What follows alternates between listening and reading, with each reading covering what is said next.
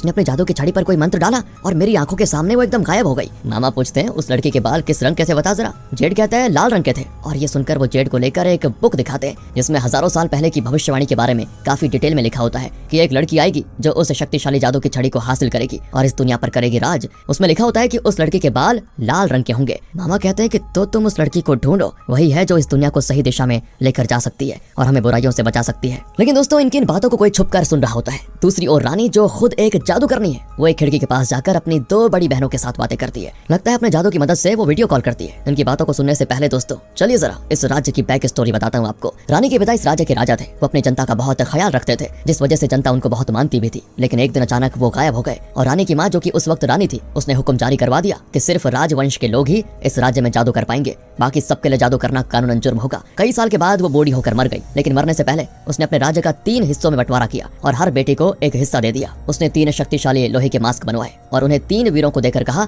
ये मास्क तुम्हें मृत्युंजय बना देंगे, बदले में तुम्हें मेरी 3 बेटियों के रक्षक बनकर आखिर तक उनका साथ देना होगा। रानी के रक्षक का नाम है वास। और अब प्रेजेंट में रानी और उसकी 2 बड़ी बहनें बातें कर रही होती है कि बहुत ही जल्द क्रिस्टल मून आने वाला है और हमें चाहिए कि वो भविष्यवाणी कभी सच ना हो और वो जादू की छड़ी हमारे अलावा किसी और को ना मिले। बस वो जादू की छड़ी मिल जाए फिर हम तीनों हमेशा हमेशा के लिए न सिर्फ इस राज्य पर बल्कि दुनिया पर राज करेंगी। लेकिन रानी उनको नहीं बताती कि उसने उस मैप को ढूंढने के लिए अपने आदमी को ऑलरेडी भेजा हुआ है, बल्कि ये कहती है कि भविष्यवाणी पर भरोसा मत करो दीदी, ऐसी कोई चीज होती नहीं है। ये सब पुराने जमाने से चली आ रही मनगढ़ंत कहानियां हैं। बेचारी उसकी बहनें नहीं जानती कि रानी झूठ बोल रही है और वो उसकी बात को ही सच मान लेती है। दूसरी ओर जेड आखिर माया का घर ढूंढ लेता है। जेड छुपकर उसकी खूबसूरती को निहारने लगता है। तब वहाँ पर एक ड्रैगन उड़कर आता है और माया को बचाने के लिए जेड तेजी से भागकर माया को नीचे धकेल देता है और अपने केप से दोनों को कवर कर लेता है। ड्रैगन के जाने के बाद माया जेड को थैंक भी करती है कि